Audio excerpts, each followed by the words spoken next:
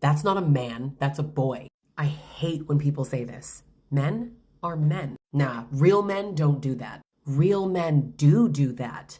I get it though, right? So many people, especially men, want to sort of protect this group of like, we're men, and then those men, that's different. You take somebody who's like abusive or a liar or cheating, and you're like, oh, real men don't do that because you want to separate yourself from those men. Those are just boys. That's just immaturity, right? They just need to grow up and be real men. This is how we create the culture of minimizing abusive men's behavior. It's just immaturity. It's a choice, actually, born from entitlement and misogyny. And I want to be clear, crystal clear.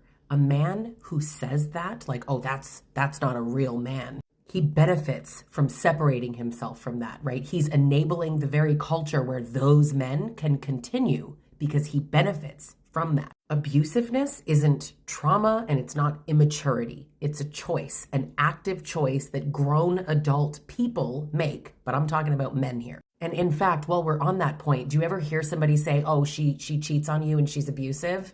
She's just immature. No, because that's an excuse reserved for men. These men, they don't want to talk about what the man did, right? They want to talk about how he's just a boy. Because you can argue all day with what a man is, what a real man is, what a grown man is, right? You can argue that. But you can't argue with, he called you names, he hit you, he lied to you, he cheated on you. The whole point of this is to take the heat off of what he's actually doing. It's a distraction tactic. Not to mention, it infantilizes grown adult men, right? You're acting like, oh, there's this future version of him that's going to be better once he grows up. Meanwhile, he's not going to grow up because that's not the issue. This speaks to women perfectly, right? He's just a little boy. He just doesn't know any better. You need to nurture him, forgive him, love him. You need to show him patience. That's how men make his growth your responsibility. It's just a phase, right? It's not a pattern. When we tell men that they're just acting like a little boy, there's no consequences. Where's the consequences? Where is anybody holding these grown men responsible for their grown men decisions? But there's kind of another piece to this that I think is really interesting too, and it always speaks to like women are picking the bad boy, right? Bad boy, not bad man, bad boy. And it completely ignores the fact that grown men groom, condition, lie, manipulate, exploit. And if you feel compelled to say women do it too, you can leave my page. Women do it too, and that's not the topic. We don't infantilize grown women the way that we do it to men. Boys will be boys.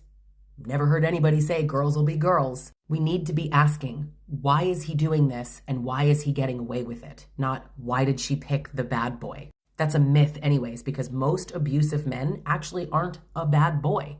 They go to church.